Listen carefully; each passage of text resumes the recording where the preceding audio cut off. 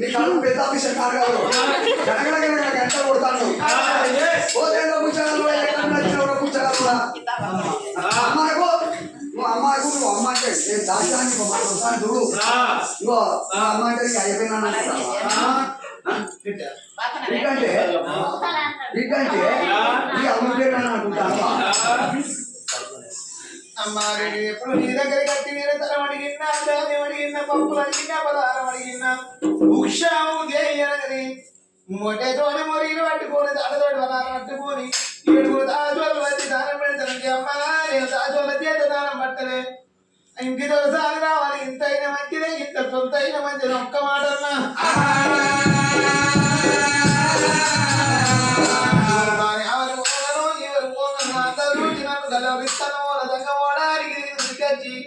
నన్ను ఒడదానని వచ్చే వరకు 90 ఏళ్ళు పెద్ద మనిషి ఎక్కైన సంగమయ్యా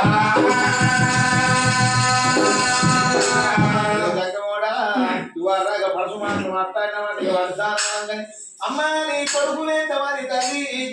అది ఆరుగురు కొడుకులు నా కొడుకులు ఈయన పెట్టిన మొదలెట్టిన నా కొడుకుల జోరు ఎందుకు కట్టిందని చెట్టిన సాడ బట్టి గబెళ్ళు గబెళ్ళ బుద్ధిరవు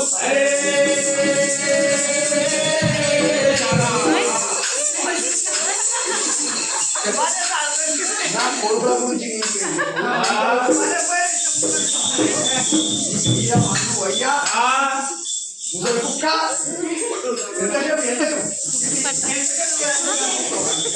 నీకంత కూర్చుకోగలదు నీకంత పంచగలదు నీకంత చెట్ల ఓడగలదు నీకంత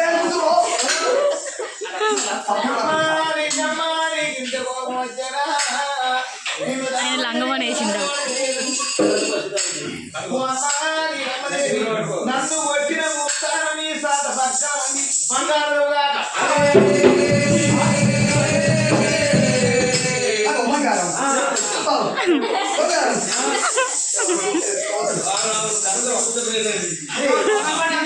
ఈ పుచ్చకాయలు పడితే బంగారం అయింది ఈ బంగారం తీసుకొని ఇంత పెట్టుకోవాలి ఎవరు కనబడి ఇవ్వద్దు ఎవరికైనా కనబడితే దొంగలు అందరూ ఎత్తుకపోతారు వాళ్ళు అన్ని ఎత్తుకోవేటోళ్ళు ఎత్తుకోగా పడుకున్న వాడుకున్నాడు కోరికాయ కోసిపోతారు అన్నదాన్ని ఏం లేదు ఏమని ఉన్నది పుచ్చకాయలు పడితే చాలా బంగారం అయింది ఎందుకైందని ఆలోచించలేదు నీ సాధించుకోలేదు బంగారం చూసింది మనిషింది ఆ యొక్క బంగారం ఈ సాధన తీసింది ఇట్లేసుకున్నది పట్టింది కాదు మీరమ్మ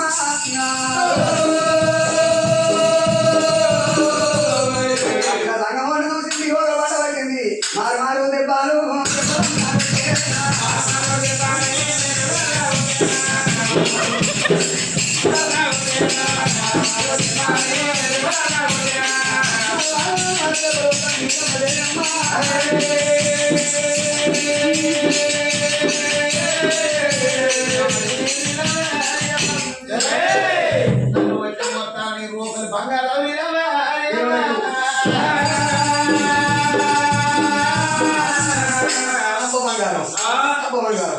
బంగారం తీసుకొని నేను అటువంటి ఇచ్చోటి ఉన్నాయి కానీ ఇంకి నువ్వు వడ్డించుకుంటా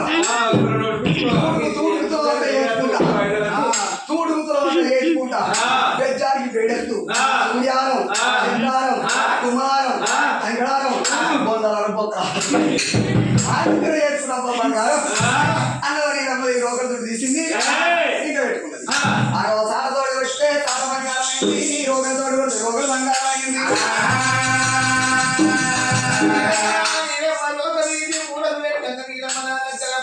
నా ఇల్లు చేసి